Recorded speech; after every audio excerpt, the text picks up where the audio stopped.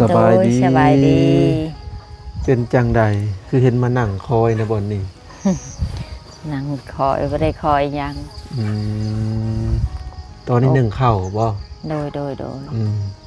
เป็นจังใดคือได้ยินข่าวว่าผัวบ่ให้เงินไปปัวฉันบ่โดยแล้วเป็นได้แล้วบ่เป็นห่วงเมียบ่หรือจังใดพ่อนะมันไม่ได้เป็นห่วงเมียนั่นแหละก็อุกใจได้ยินข่าวว่าเสื่องเงินไว้บ่โดยนั่นแหละก็คอยอยู่คอยก็ยังอุกใจเคยได้ผัวก็บ่คือคนอื่นแม่นบ่โดยตอนที่เจ้าเจ็บหาเรามีอยู่เงินบ่ตอนที่เจ้าเจ็บอกตอนนั้นเรามีกันเราบ่ให้แล้วบ่ให้จังดีบ่โดย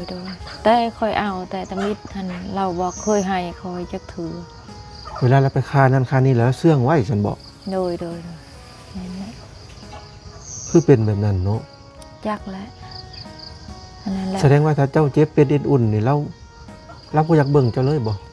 บ่ได้ไม่ได้เบิ่งเลยใช่ไหมว่าเห็นว่าคอยอยู่พอชำนี่หันค่อยขอนำลูกค่อยแหละนี่ที่ลูกผู้หญิงค่อยเอาอยู่บ้านเอาประชูและเบิ่งคอยคู่มือตอนนี้นะโดยเราบ่ได้เบิ่งเลยโดยไม่ได้เบิ่งเลยมีเงินมีคำมีที่เชื่องไว้เมียอันนั้นแหละคอยก็ยังบ่อยากวิธี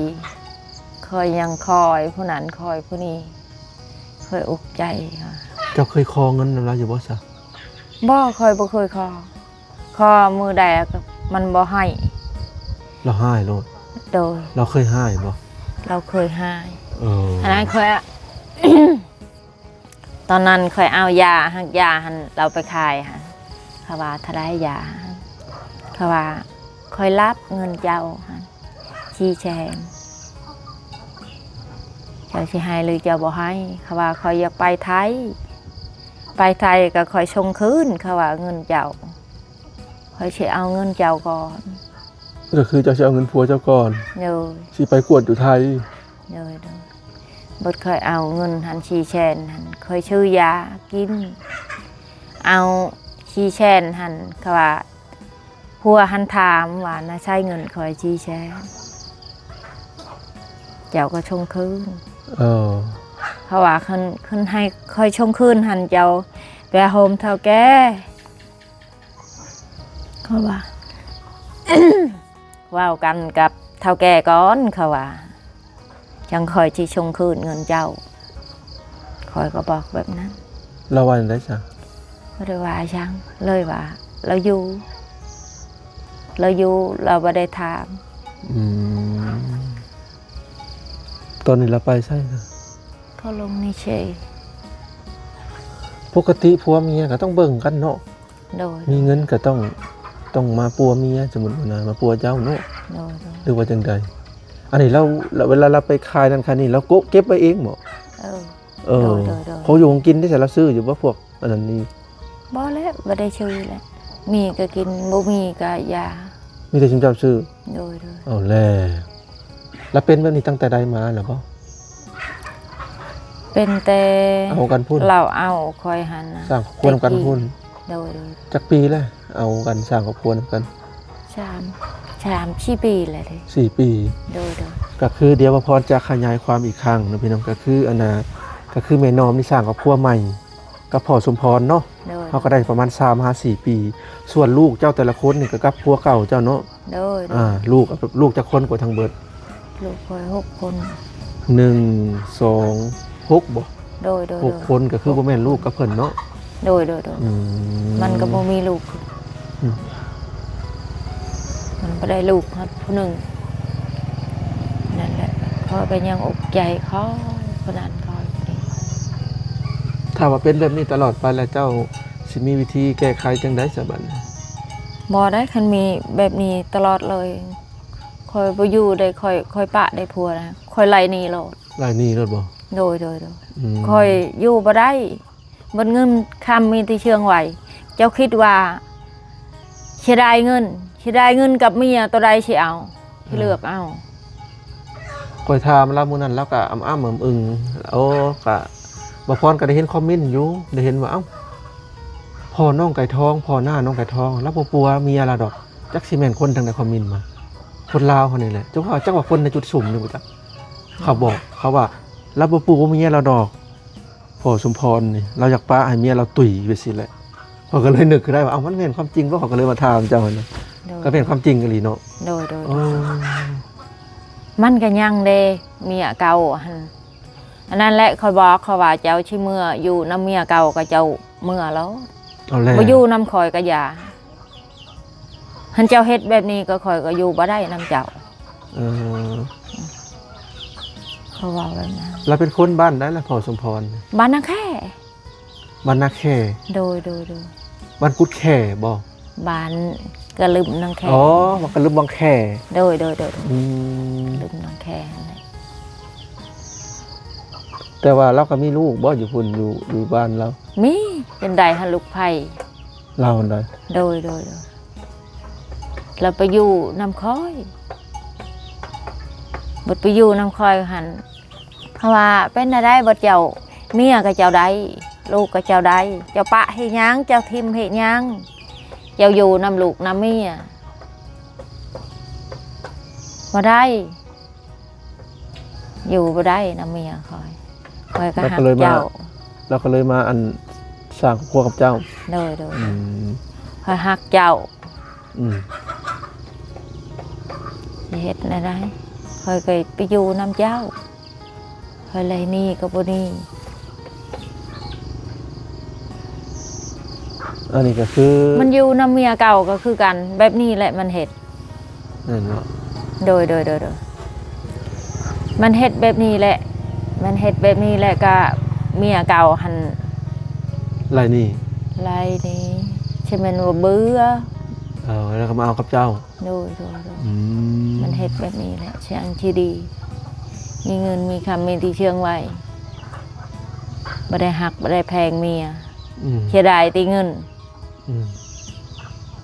อันนั้นขนาดค่อยมีงัวหันให้ค่อยมอบค่อยบ่มอบเขาว่าลูกค่อยบ่มอบ นี่คือทรัพย์สินที่เป็นของลูกเจ้า โดย อืม ค่อยบ่มอบให้ค่อยมอบเจ้าค่อยบ่มอบค่อยก็มีลูกคือกัน ลูกก็มีแต่ลูกค่อยบ่มีลูกเจ้าก็บ่มีลูกเจ้าหันสิไปชายก็ไปที่ไรนี่ก็มันอยู่ในนี่แหละมันบ่เที่ยง อืม คนชูชี เรายอมเจ้าท่านซะ โดยค่อยว่าอลีเลยค่อยไรนี่จักครั้งแล้ว ตะไลแล้วนี่นะ โน่คอยเชื่อใจเลย เออ เชื่อใจบนใดมีเงินมีคำมีที่เชื่องไหวเชื่อใจว่าที่ได้จังหน่อยแค่ลูกมันเอง มันเชื่องเอาไว้ให้ลูก แม่นบ่ให้ลูกกับเมียเก่าแล้วนะ โดยอันนั้นลูกหันเอาเมียหันมีตีผัวคอยนี่แหละ ไปหาเงินชิเมื่อแต่งให้ โอ้ แต่ว่าลูกคอยหันมันปะนี่ลูกคอยเอาเมียตอนนั้นนะมีแต่คอยแล้วแต่แม่เพราะแม่นลูกคอยลูกมัน แล้วว่าคอยก็เชียร์ใจแต่ตอนนั้นแหละ ก็คือลูกจะเอาเมียตอนนั้นกะแล้วก็บ่ได้ช่วยอิหยังครับบ่ โดยได้ชอยยังเพราะว่าตามเจ้าหันแหละขันเจ้ามีก็เจ้าแต่งขันเจ้าบ่มีก็เจ้าอยู่แล้วว่า เราบอกคอยคอยอยู่คอยว่าหาลูกเอ้ยชอยแม่บ่มีเงินว่าสิแต่ง ลูกผู้ที่ปะเมียของได้นี่บ่ โดย เขาเท่าไรค่าดองอันนั้นน่ะ ค่าดองแล้วว่าอยากได้ก็50 ปลายล้าน โอ้ คอยบ่มีเงิน 50 ปล้าน โดย โอ้แพงโพด เขาบ่ได้แต่ง50 ปลายล้าน แพงโพด ค่อยไปชื่อหันงัวตัวนึงค่อยไปเอง มันสมควรจะบ่ละ50 ล้านเพราะว่ามันอยากแพงโพดคิดอย่างเก่งก็10 ล้าน15 ล้านก็เหมาะสม อันนั้นแหละค่อยก็บ่ได้ว่าหยังค่อยก็เลยอยู่ว่าอยากได้50 ล้าน50 ปลายล้านค่อยอยู่ค่อยเมื่อแล้วก็ ช่องช้ำมือค่อยไปอีกค่อยไปผู้เดียว อ่า ค่อยไปผู้เดียวหันค่อยไปเว้าอันนะตะดองค่ะค่อยเว้าโลกแต่ว่าค่อยถูกข์ค่อยยากดีแล้วคอยกระไดช้ำนี่หันคอยบ่ได้แห้งติ๊กกระเทินว่าลูกเจ้าก็มักลูกคอยหันเจ้าปะได้กะเจ้าปะแต่ว่าคอยหันมาให้ลูกปะคอยลูกคอยก็มักแล้วมักหักกันแล้วเฮ็ดอะไรบ่มีช่างกระตามเขาว่าคอยสิบอกลูกคอยให้ไปชู้คอยบ่มีเงินมีคำอยากแต่งอะเมื่อแต่ว่าคอยตอนนี้คอยบ่มีคอยทุกข์ดินคอยที่อยู่ยังคอยบ่ได้เดี๋ยวนี้ช่วงนั้นน่ะเนาะโดยแต่สรุปแล้วคาดองเท่าไรจากคาดองลูกไผ่เจ้า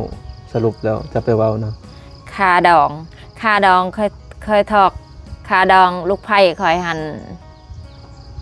ลานฮะสรุปว่าคอยไปสรุปเองคือให้แต่ล้าน 5โดย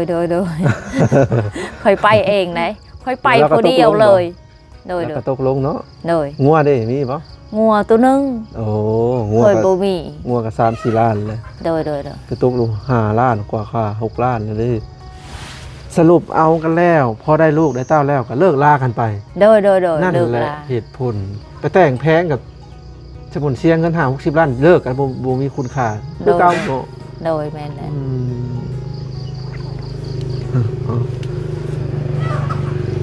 แต่ว่าลูกชายเจ้าเนี่ยยังบ่เคยมีเมียมาก่อนบ่โดยมันก็ครึ่งใหญ่อายุจักปีเลยคือว่า20 กว่าปีบ่ค่อยยังบ่จักคือกันได้ค่อยยังบ่ฮู้ค่อยบ่ได้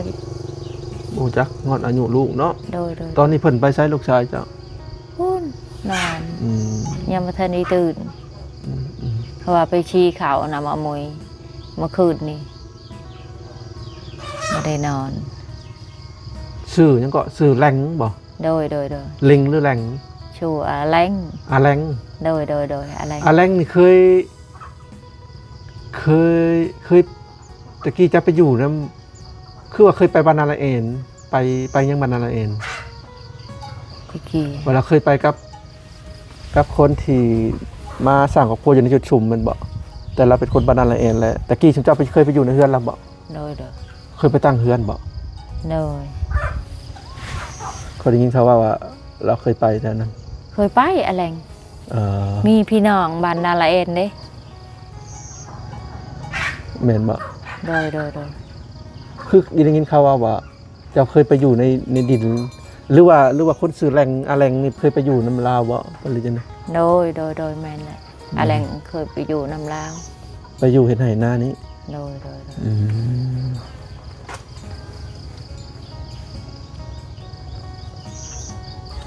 ก็คือบ่พรกายไปหาไอ้แก้วแล้วไปเนาะพูดแหละก็เลยแวะมาก็เลยเห็นทางแม่นอมเรานั่งอยู่แล้วนึ่งข้าวอยู่ตอนนี้เนาะพี่น้องอันนี้เป็นเฮือนไผ่แล้วเนาะเป็นบ่นึ่งข้าวเรียบร้อยเนาะตะกี้บ่กล้านึ่งตะกี้ลูกชายกับลูกไผ่เพิ่นอยู่เดี๋ยวนี้เพิ่นเลิกลาก็เฮ็ดเพิ่นครัวก็ดีแหละเฮ็ดเป็นบ่นั่งกินข้าวเก็บเครื่องก็อันนี้จักสิว่าในไรทางบ่พรก็นะเรื่องราวตัวนี้เนาะทางเจ้าก็อุกใจ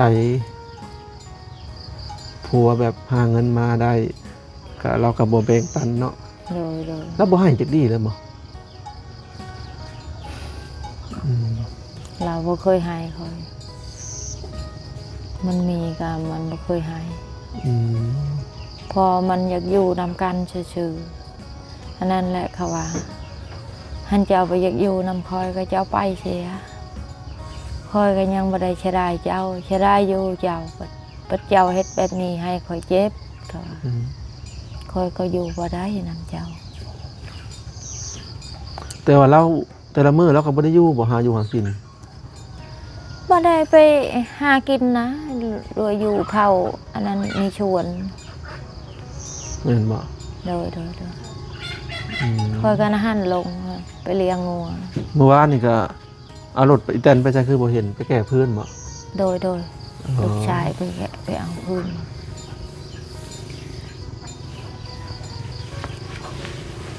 แต่ว่าจักเพิ่นสร้างจักเพิ่นอยู่นำกันจักจักเดือนเนาะลูกชายเจ้ากับเมียเพิ่นน่ะอยู่ในนี่ประมาณ1เดือน2เดือนเนาะ โดยแล้วก็มาเกิดลูกนั่นนี่แล้วก็หลังจากนั้นก็เลิกลากันไปจักไผผิดไผถูกเนาะเลิกลากันไปก็ได้ โดยยังบ่ฮู้จัก ว่ายึกมือแม่เอ้ยลูกไผ่ฮะบอกฮะแม่เอ้ยเคยมือเคยไปอยู่เคยเมื่อให้ฉันเมื่อช่องช้ำมือกะเจ้ากับบ่ไปได้กลับได้เมื่อเลยได้ไหม เลิกกันกับลูกชายเจ้าเลยโดย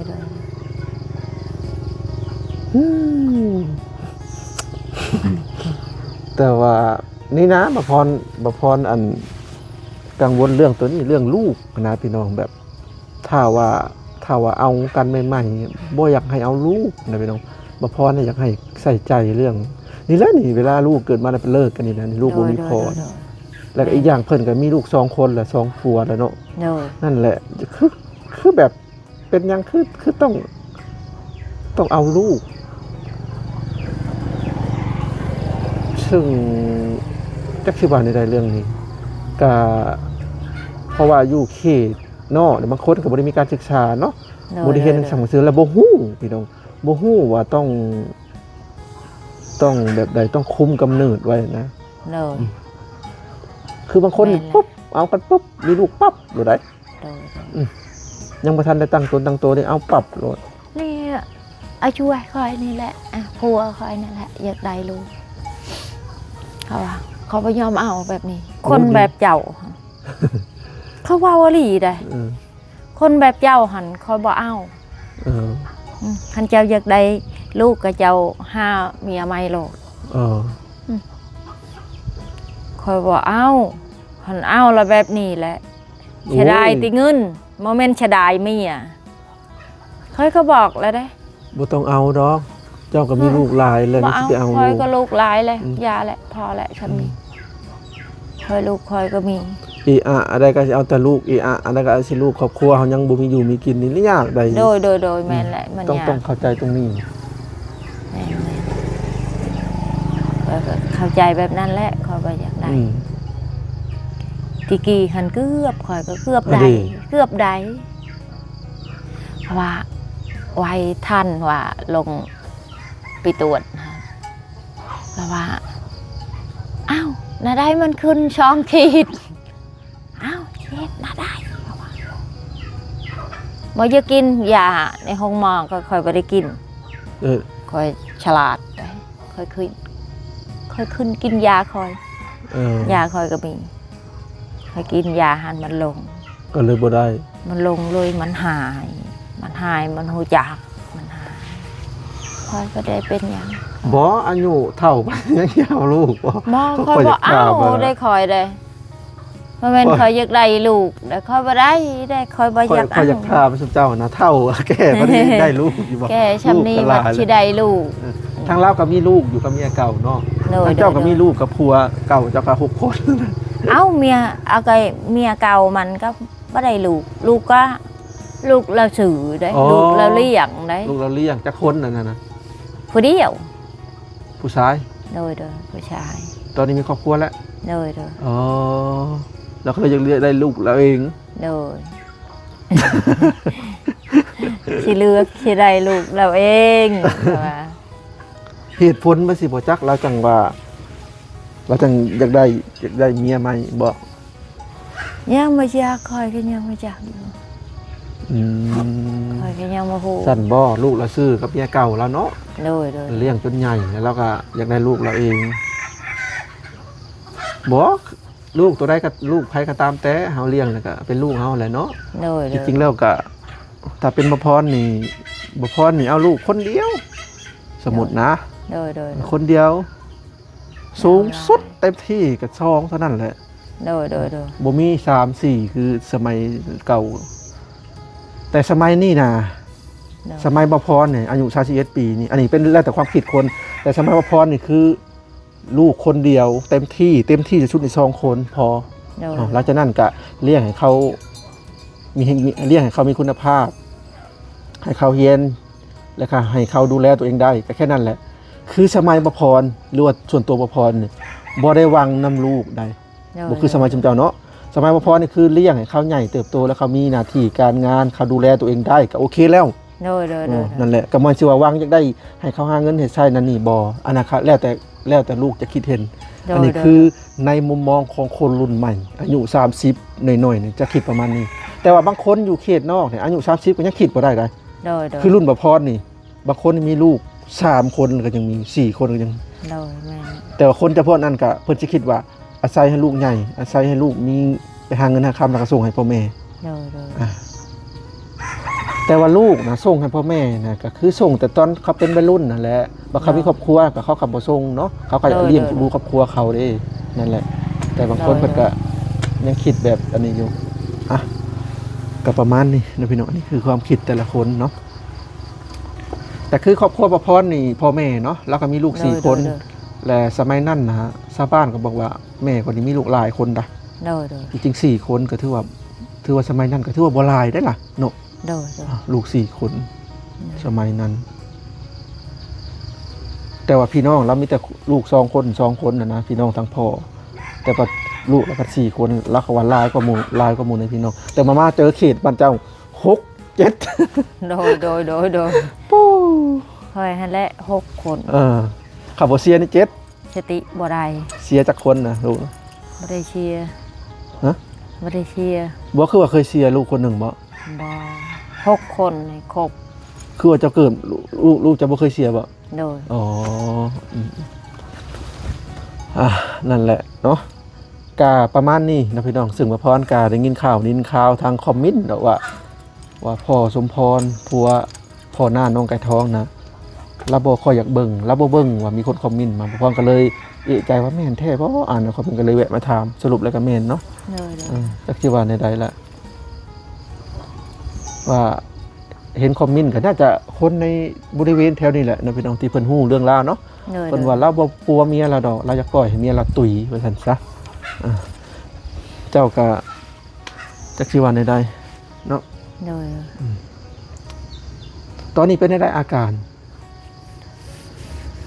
ใช่แน่ยังเจ็บข้างหลังนี่ อันนี้ เจ็บเวลาค่อยเจ็บมันเจ็บ สงสัยเจ้ากินยาลายมันสิแพ้อันไต จักแล้ แพ้นิ้วมาขลังนั่นแหละมันลามไปทั่วไต ว นั่นแหละเจ้าแพ้ยาแล้วมันก็ไปกระทบอยู่มาขลังอยู่ข้างหลังนัดเจ็บทางด้านซ้ายหรือด้านขวา โดยโดยเจ็บอีกครั้งหนึง เจ็บทั้งสองด้านเลย โดยโดย อันเด ที่ข้างหลัง คือเบาน้อยกับตอนนี้ก็บ่ได้สบายได้เบาน้อยก็ได้ โดยโดย บ่น้อยเสียงรายก็ได้เราน่ะนิ้วมักขลังนิ้วไตเลยทีนี้แหละเราอยากไปผ่าตัดน่ะบ่มีเงินเราก็เลยกินยาเบิ่งกินยาสลายนิ้วบ่ฮู้ว่าสิได้ออกบ่หรือจังใดเราก็เจ็บฮ้อนกลางหลังนี่ โดยโดย ฮ้อนอยู่ข้างซ้ายหรือข้างขวาสักอย่างนี่แหละแล้วก็ไปนอนห้องหมอกับประมาณ2-3 คืนนี่แหละแล้วก็กินยาสลายแต่บ่พรเพิ่นโทรสอบถามเพิ่นเนาะพี่น้องว่า เราเป็นจังใดเช่าแล้วบ่เราจะผ่าตัดทำบ่มีเงิน ต้องมีเงิน10 กว่าล้านจะผ่าตัดได้ โดยโดยโดยโดยแม่ นั่นแหละเราก็โอ้บ่น้อยก็จักสิว่าได้ ตั้งแต่เราเมื่อพักพื้นก็มีแต่แนวเปลี่ยนเราก็ได้ก็จักสิว่าได้ ใช่ไหมว่า ซึ่ง เป็น ทางบ่พรก็จักซอยหมู่คู่อยู่ทางบ่พรก็บ่ไหวเพราะว่าทางบ่พรมัน โดยโดย จักสิว่าได้ เดียว เห็นว่าบ่พรมันสิก็เป็นหนี้ โดยโดย เกือบ 20,000 บาทเป็นหนี้พี่น้องนี่แบบรับใส่รับจ่ายนะ โดย นั่นแหละก็เลยจักสิว่าได้ข่าวว่าพอมีพอเรือบ่แม่นว่าเรือดอกพอมีพอใช้จ่ายก็สิซอยหมู่คู่อยู่พี่น้องเอ้ยทางบ่น้อยก็ได้ แล้วก็โอ้สารพัด โดยโดย เอาละแม่น้อมสำหรับคลิปนี้ขอสิขอตัวลำลาเลยเด้อ โดยโดย สำหรับคลิปนี้ก็บ่มีหยังหลายแวะมาตามข่าว โดย ตามข่าวเรื่องเจ้ากับผัวหั่นแหละเนาะ โดยโดย ก็มีแนวมีเรื่องขึ้นมาทางเจ้าก็จักใดก็บอกสอนเราแล้วเด้อ โดย บอกสอนอดออมนำกันอะไรได้ กระเทือนแบบว่าอยู่นำกันแล้วเนาะ โดยโดย ถ้ารับบ่เปลี่ยนก็เว้ากันให้ปรับเปลี่ยนเนาะ โดย เฒ่าแก่ในโฮมบ่ช่วงเอากันก็มีเฒ่าแก่ในโฮมพ่อบ้านมาบ่ มีเท่าแก่ในโฮม ช่วงเอาหันมันบ่ได้เอากับมันบ่ได้แต่ง เอาอยู่ซื่อ เอาชื่อๆหันมันบ่เปลี่ยนบ่แปลงมีแตีปะกันแล้วแหละ ๆ คอยก็อยู่บ่ได้เลย อืม คอยเอาบ่ได้หันมันเปลี่ยนมันแปลงมีเงินมีคำกะมันน่าเสียดายมีอะอยู่ได้ เอาโอเคแม่น้องสำหรับคลิปนี้ขอตัวลำลาเด้อ เด้อเด้ เอาไว้โอกาสหน้าพบกันใหม่เนาะ เด้อ ไปแล้ว สวัสดีและสบายดี FC สบายดี